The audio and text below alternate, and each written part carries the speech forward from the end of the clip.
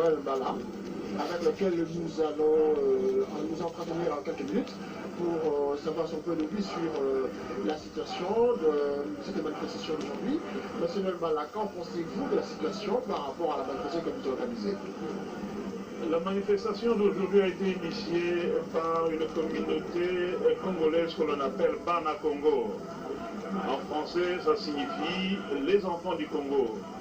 C'est-à-dire les Congolais face à la dérive nationale, face à toute la calamité qui frappe notre peuple depuis des siècles. Les Congolais, finalement, se sont dit, nous devons renoncer à ce qui nous sépare pour ne voir plus que ce qui nous unit. Ce qui nous unit, c'est que nous sommes une communauté, nous sommes les enfants du Congo.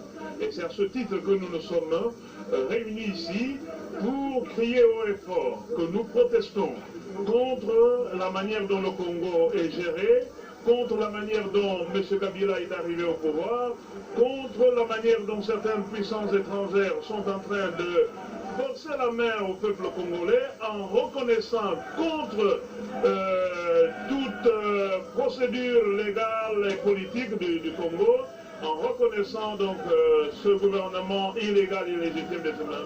Kabila. Nous sommes venus donc demander au gouvernement britannique, au Royaume-Uni de soutenir, de s'opposer à toute cette complaisance internationale autour de M. Kabila pour, d'une part, pour toutes, permettre au peuple congolais de s'asseoir, de résoudre leurs problèmes et de trouver une solution politique à la crise actuelle. Bon, alors la manifestation comme telle, il n'y a pas de tendance politique. Ce n'est pas par rapport à Bana Congo que j'entends parler.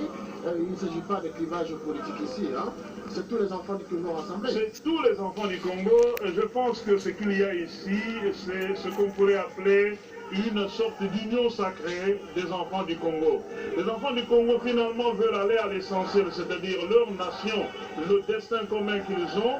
C'est ça qui finalement est le plus important.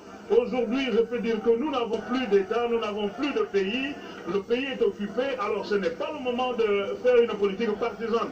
Nous faisons une politique d'ensemble pour que tous ensemble puissions récupérer le pays des mains des agresseurs, que nous puissions récupérer le pays du destin des mains des gouvernances légitimes, pour remettre le pouvoir à notre peuple de façon que celui-ci se donne ses propres gouvernants. Alors, face à des enjeux de cette nature, il est de mauvaise politique de se présenter avec des divisions d'ordre idéologique ou des politiques partisanes. Alors, en voyant la manifestation qui a été bien organisée, c'est que vous êtes parvenu quand même à rencontrer les autorités en personne. Nous avons eu l'honneur de déposer au bureau du Premier ministre un mémorandum contenant l'essentiel des préoccupations qu'ont exprimé les membres de la communauté. Et face à cela, nous avons déposé donc ce document et nous devons remercier le bureau du Premier ministre de nous avoir donné cette occasion de faire parvenir en temps utile nos préoccupations sur la table du Premier ministre. Bon, une question comme ça. Le jeune homme est arrivé au pouvoir il y a à peine un mois qu'il remplace M. Kabila. Est-ce qu'il n'y a pas moyen de lui donner le temps parce que peut-être il peut apporter un nouveau souffle pour le nouveau pouvoir? Si vous voulez qu'on donne du temps à quelqu'un, il y a deux choses. D'abord, il faut qu'on se mette d'accord sur qu'est-ce qu'il va faire. Deuxièmement, en combien de temps il va le faire. Et j'ajouterai une troisième question, est-il attitré? Parce que ce n'est pas une question de faire du bien. À l'époque belge, à l'époque de la colonie, les Belges géraient le pays, ils l'ont développé mieux que ne l'ont fait nos ancêtres. Mais nous avons quand même demandé l'indépendance, parce que nous voulions nous gouverner. Le Congo est une république se gouverne avec des principes républicains, c'est-à-dire un gouvernement représentatif qui gouverne dans l'intérêt du peuple et avec le consentement du peuple.